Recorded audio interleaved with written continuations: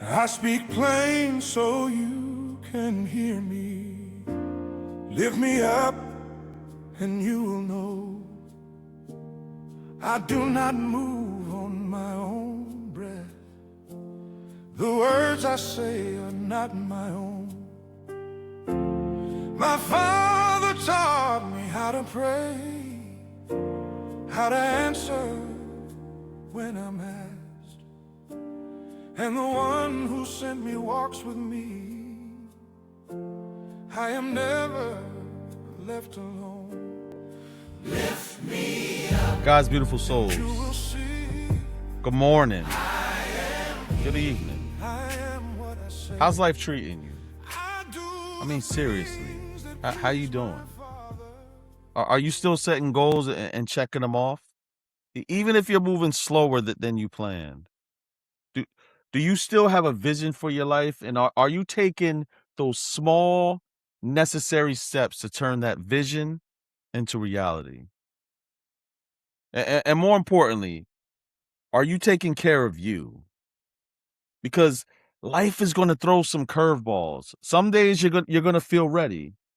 And other days you're going to wonder, God, how am I supposed to handle all of this? But that's why we have to take care of ourselves physically, mentally, emotionally, and spiritually. You can't always control what life throws at you, but you can prepare yourself for how you're going to respond. And I'm asking these questions because I believe you can handle more than you think you can. You've already survived things that you thought would break you. You made it through days you didn't think you'd make it through, and you're still here.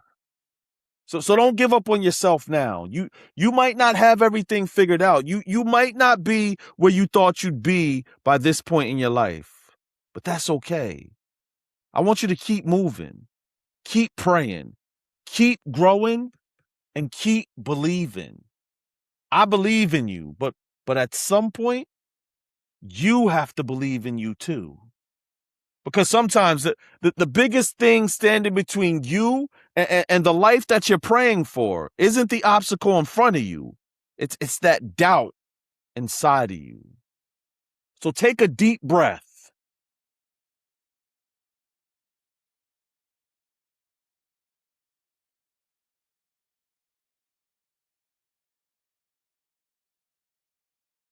Lift your head up.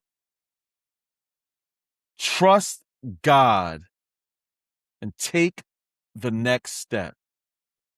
You don't have to figure out your whole life today.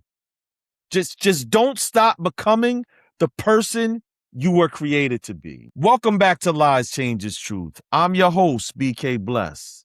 Listen, if this episode touches your spirit and blesses your soul, please like, share, and subscribe, and follow me on my socials. The more people we get these messages out to, the more people we can heal. Now I want y'all to picture this. Somebody just got cut off in traffic. Their phone's dead. Coffee spilled on their last clean shirt. And they look up at the sky like the sky owes them an explanation. And they say it. The 7 words that's been the theme song to some people's whole life. Life is always unfair to me. I feel like somebody just got an attitude already. I can feel it through the speaker. You're already thinking, BK, you don't know what happened to me. And you're right. But I do know what happened to me. And I'm about to tell y'all some of it today, not the sanitized version and not the testimony service version, because I can't ask you to get honest with your pain if I'm not willing to bleed a little on the mic first.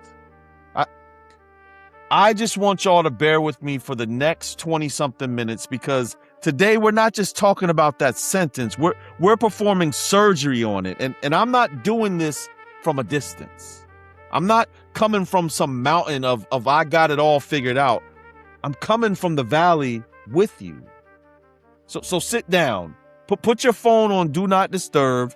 because this one, it might hurt a little before it heals.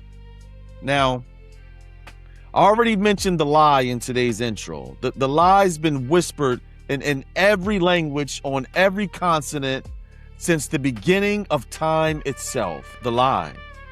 Life is always unfair to me. Now, before anybody hits pause and says, BK lost his mind, he's about to invalidate my pain. Hold on. Stay with me, because I need to say this clearly, right up front, before we go any further. There are people who have had absolutely horrific things happen to them. Abuse, abandonment, tragedy that makes no sense.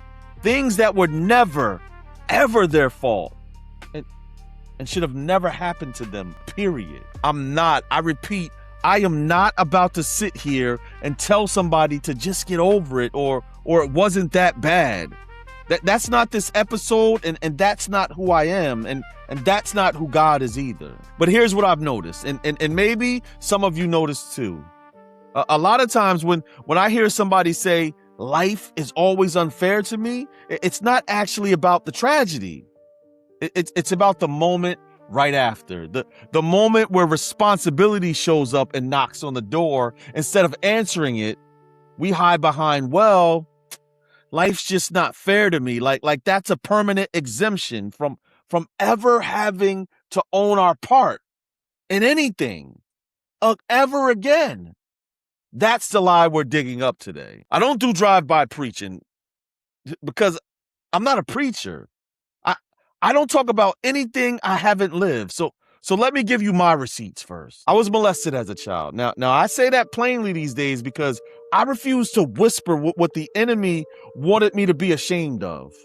My father, he disappeared when I was young. Not distant, not busy, disappeared. I got bullied all the way up until middle school. So when people want to have a conversation with me about life being unfair, understand, I didn't read about unfair in a book. I lived in its house for years.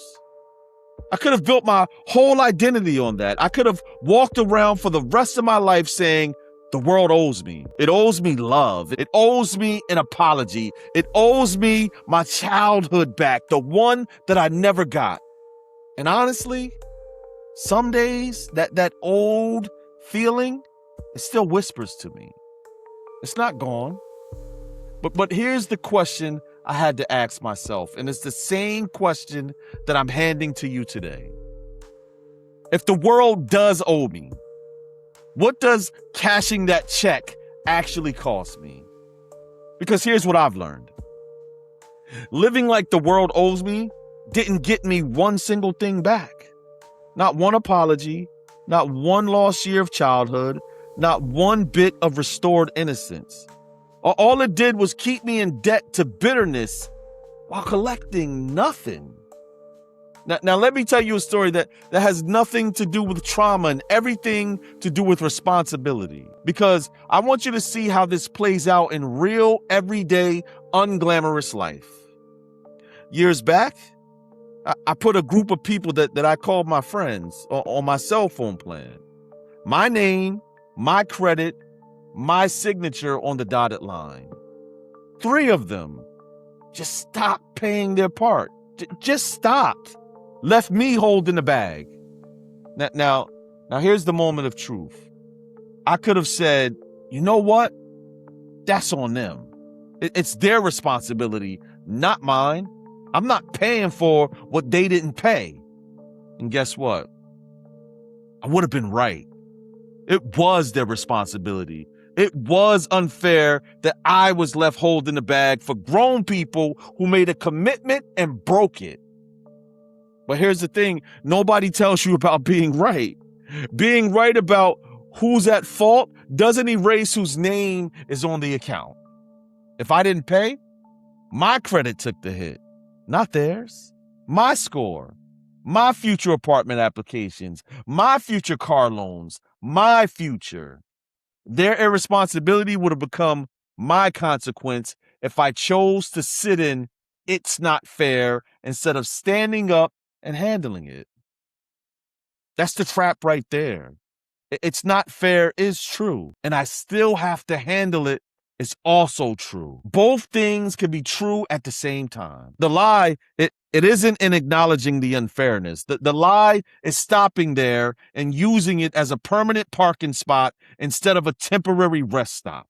There's something I need you to get in your spirit today. Life is not fair for anybody. Not the person with the big house, not the person with the perfect family on Instagram, not the pastor, not the celebrity, not your enemy, and not that person that you're jealous of either. So some people are dealt a harder hand than others. That's real, and I'm not pretending it isn't.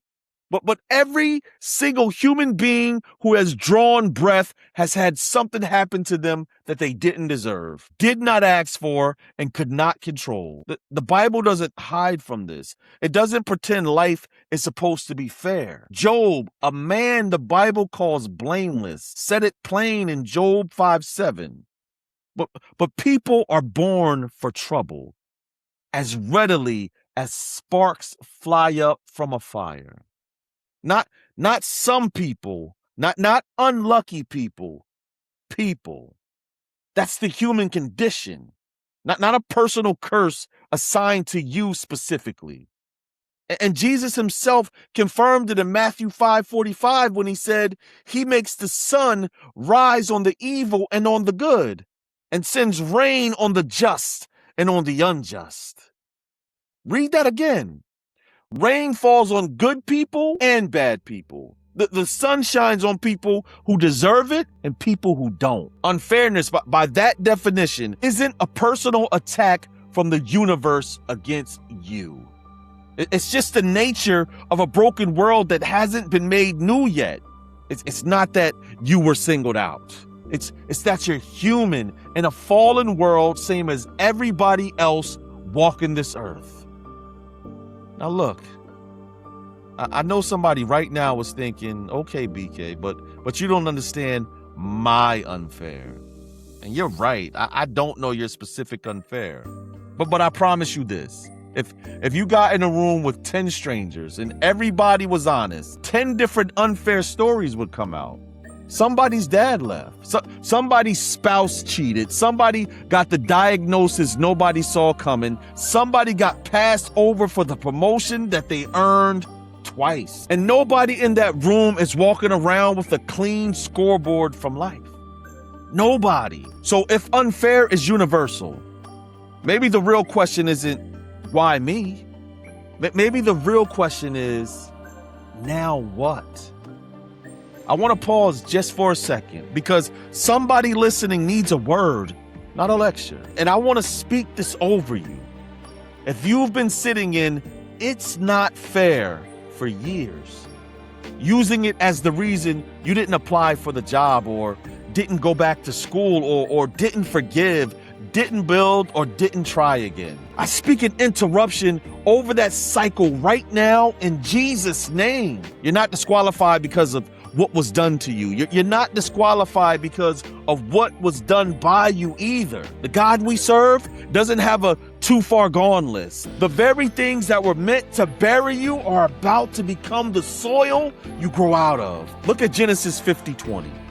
Joseph, sold by his own brothers, forgotten in prison for years, and he didn't deserve to be there. But Joseph, he looked at his betrayers dead in the eye and said, but as for you, you meant evil against me, but God meant it for good, in order to bring it about as it is this day, to save many people alive. That's not toxic positivity. That's not everything happens for a reason said by someone who's never suffered. That's a man who was actually trafficked by his own family, actually falsely accused, actually forgotten in prison, and still, at the end of it, could point to his pain and say, God repurposed that. If God did it for Joseph, he is not too tired, too busy, or too far away to do it for you. What was meant to break you is being repositioned right now to build you. I need you to receive that in your spirit. All right. Let's imagine life was fair. Perfectly, mathematically fair. Where you got exactly what you deserved. No more, no less. Listen, if life was truly fair, I got to be honest with y'all. Some of us wouldn't want that deal either. If I got exactly what I deserved for every bad decision, every prideful moment, every time I was selfish or short with somebody who didn't deserve it, I don't want fair. I want grace. And grace, by definition, is unfair. Grace is getting good you didn't earn. Mercy is receiving what you did not earn and being spared from what you did deserve. Neither one of those is fair. And thank God for it. Romans 5:8 says, "But God demonstrates his own love toward us, and that while we were still sinners, Christ died for us." That's not fair. That's not balance. That's not you get what you deserve. That's love overriding the scoreboard entirely. So here's the plot twist. The same unfairness we're mad about when it costs us is the exact same principle that saves us when it's flipped in our favor. You can't demand fair from the world and simultaneously thank God. Isaiah 53:5 says, "But he was wounded for our transgressions. He was bruised for our iniquities. The chastisement for our peace was upon him. And by his stripes, we are healed." Jesus didn't deserve the cross, but God used the cross to save the world. He didn't deserve the pain, but God gave the pain a purpose. And maybe that's something we need to remember when life doesn't seem fair. Unfair doesn't always mean abandon. Sometimes it means God is working on something you can't see yet. What hurts you might become part of what heals you. What broke you might become a part of your testimony. And what you thought was the end, it might be the very place where God begins something new. And I'm not the only one who's landed here. Let me put some other voices in the room with us for a second. Viktor Frankl, a man who survived the Holocaust, who watched horror most of us can't even imagine, came out of the other side saying that even when we can't change our circumstances, we're still faced with the challenge of changing ourselves in response to them. Maya Angelou put it this way: you may not control all the events that happen to you, but you can decide not to be reduced by them. And Nelson Mandela, a man who lost 27 years of his life to prison unfairly for a cause that he believed in, said the greatest glory isn't in never failing. It's in rising every time you fall. You notice something about every single one of these people? None of them said it was fair. Frankl didn't say the camps were fair. Mandela didn't say prison was fair. Maya Angelou didn't say her childhood trauma was fair.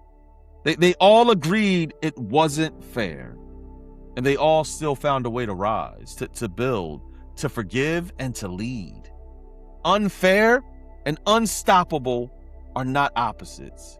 You can be both at the same time. Now I want to land this plane where it needs to land, on Jesus. Because that's who this whole podcast points back to, right? God's beautiful souls. Jesus didn't promise his people a fair world. He actually told us the opposite. Straight up, with no sugarcoating. John 16:33 says, "These things I have spoken to you, that in me you may have peace. In the world you will have tribulation, but be of good cheer. I have overcome the world." Read that carefully. He didn't say in this world you might have tribulation if you're unlucky. He said you will have tribulation, guaranteed, not maybe. That's Jesus being honest with us in a way a lot of preachers won't be honest with you. He told us up front, this world is not going to treat you fair. But he didn't stop there. He said, be of good cheer, which translated for the streets basically means cheer up and chin up and don't walk around defeated, because I have overcome the world. past tense, already done. Not I will eventually overcome it, overcame, finished business.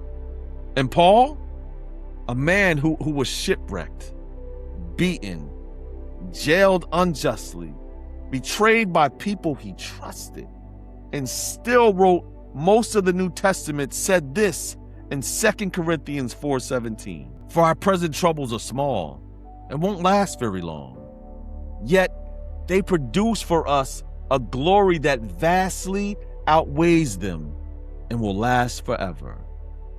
Small won't last. That's a man talking about being shipwrecked 3 times, y'all. That's not a man who never suffered. That's a man who suffered and still called it light and momentary compared to what's coming. That's not denial. That's perspective from somebody who already knows how the story ends. God's beautiful soul, this episode is getting closer to the end. So let's get practical. Because a revelation without application is just a nice feeling that wears off by Tuesday. So first, I want you to grieve it, but don't decorate your whole house with it. It's okay to grieve what happened to you. Grief is not weakness. Grief is honest. But grief is supposed to be a room you visit, not the address that you live at permanently. Second, separate what happened to me from what I do next. Those are 2 different categories. What happened to you might not be your fault at all. What you do next is 100% your assignment. Nobody's coming to do that part for you. Not because it's fair, but because it's yours. Third, stop waiting for an apology that funds your next move. A lot of us are frozen, waiting on somebody to say sorry, but before we allow ourselves to heal, build, forgive, or move forward. Some of those apologies are never coming. And here's the freedom in that. You were never actually waiting on their apology. You were waiting on your own permission. Give it to yourself today. And fourth, remember, unfair doesn't mean unloved. God allowing something doesn't mean God authored it or approves of it. He works with the mess. He didn't necessarily send the mess. James 1:2-4 says, "Dear brothers and sisters, when troubles of any kind come your way, consider it an opportunity for great joy. For you know that when your faith is tested, your endurance has a chance to grow. So let it grow. For when your endurance is fully developed, you will be perfect and complete, needing nothing." That's not be happy trouble came. That's let trouble build something in you that outlasts the trouble. Real quick before we close, I just started something that I thought was interesting and made me giggle a little bit. You ever notice that the same people who say life's not fair about their student loans are the same ones who never say life's not fair when they win a $50 scratch-off? No, nobody's calling their pastor like, "Pastor, this blessing is unjust. I didn't even work for the $50. This is unfair to the other people in line who didn't win." No, we only bring God or the universe or fate or whoever into the conversation when it's bad news. When it's good news, we just say, "I'm blessed," and keep it moving. So if we're going to be consistent, and let's be consistent, fair cuts both ways, or we don't get to use the word at all. I say this with love because I've done it too. I know sometimes the hardest truth isn't admitting that life is unfair. It's admitting that we still have responsibility in the middle of it. And that's why we got to bring it home the way we always do. The lie. Life is always unfair to me. Said as a permanent identity instead of an honest observation. Used as a shield that protects us from taking responsibility for the things we still have the power to change. The change. Life being unfair isn't targeting you personally. It's the shared condition of every human being on the planet Earth. The change is moving from why is this happening to me to what am I going to do with what I have left? Because life won't always give you the circumstances you wanted, but you can still choose what you do with them. Maybe the blessing isn't in getting everything back. Maybe it's discovering that what remains is enough to start again. The truth, life was never promised to be fair, but it was promised to be overcome. Jesus said it himself, in this world, you will have trouble, but be of good cheer. He already overcame the world. Your job was never to make life fair. Your job is to walk with the one who already won. That's a bar. Whatever unfair thing happened to you, if it was molestation, a missing parent, bullying, betrayal, or a bill someone else left you holding, I'm not telling you it was okay. It wasn't. But I am telling you, it doesn't get the final word over your life. God does. And he already told you how the story ends. You win. Through him, you overcome. This has been episode 68 of Lies Changes Truth. I'm your host, BK Bless. If you felt this in your spirit today, do me a favor. Send it to somebody who's been stuck and it's not fair for way too long. Sometimes the thing that breaks a cycle in somebody's life is just knowing that they're not the only one who's ever felt this way. And before we close this out, I need to ask you one question, and don't rush past it. What have you been letting life's not fair excuse you from? Every excuse you've built on life's not fair is a room you've locked yourself in, and you've had the key the whole time.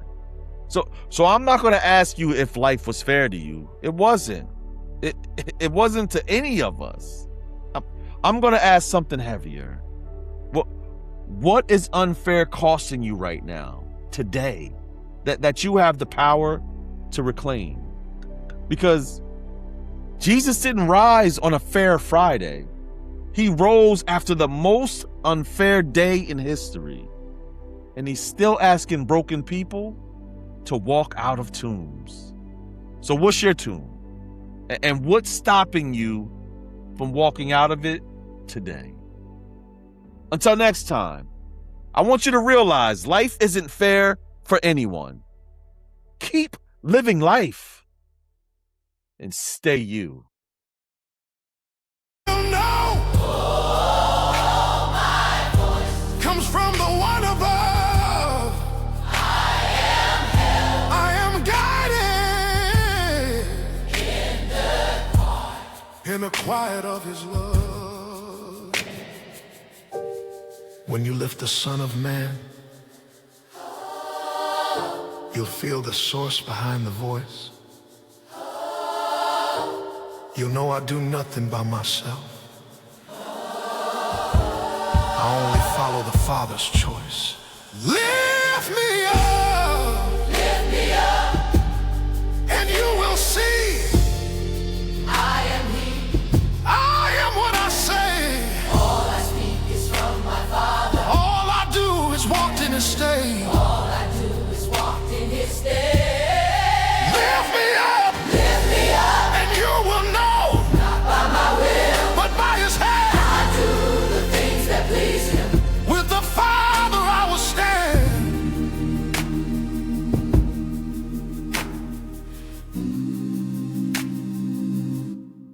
Oh, oh, oh, oh.